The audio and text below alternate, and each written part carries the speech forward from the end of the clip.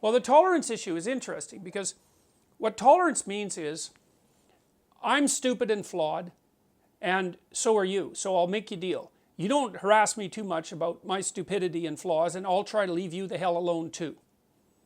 And that's a pretty good deal for everybody.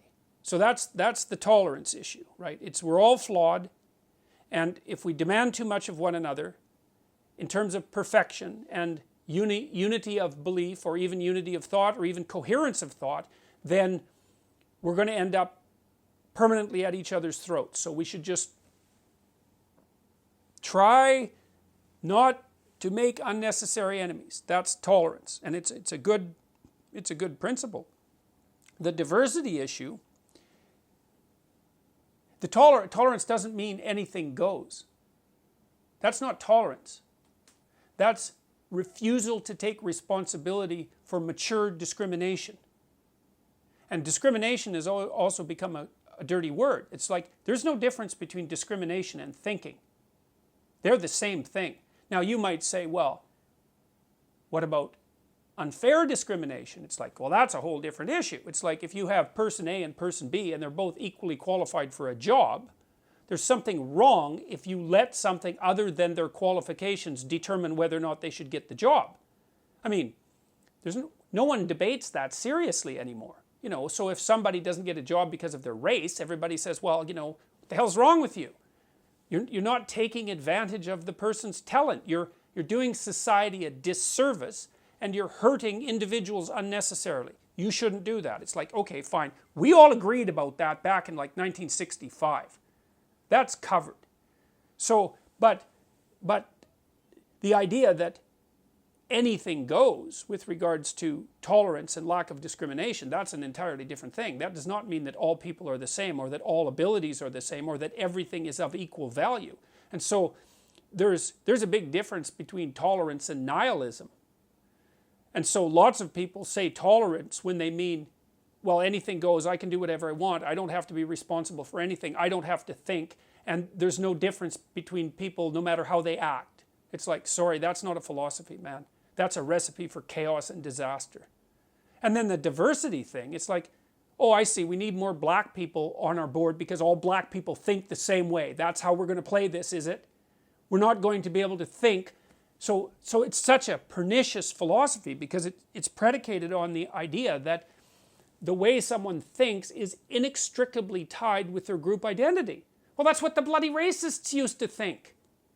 You know, well, no, we're not going to invite, let's say, Iranians into our culture because all those Iranians think the same way.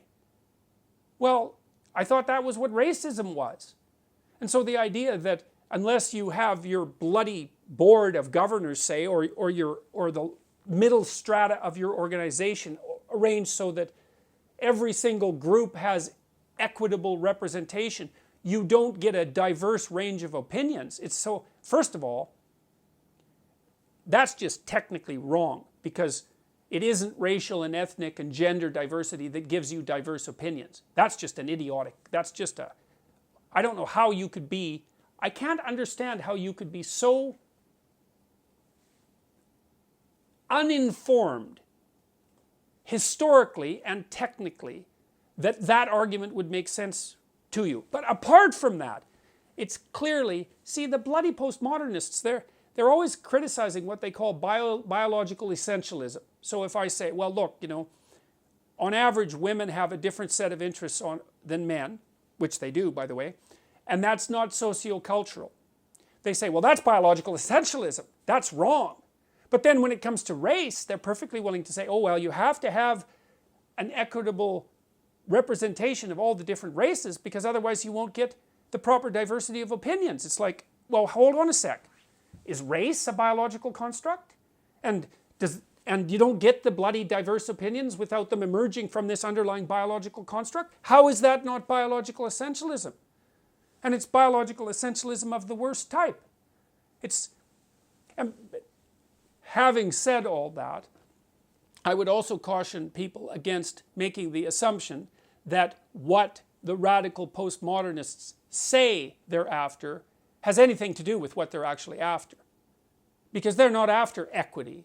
They're not after tolerance. They're not anybody's friend. Not at all. They're power. They're after power, and that's it. And they use all this compassion language, which is like, you just have to scratch the surface of that and you find out how fast that vanishes. They use all this compassion language, and I'm on the side of the oppressed, all of that posturing. It does nothing but mask the underlying drive to power. And that's in keeping with their own damn philosophy, because for the postmodernists, there is nothing but power.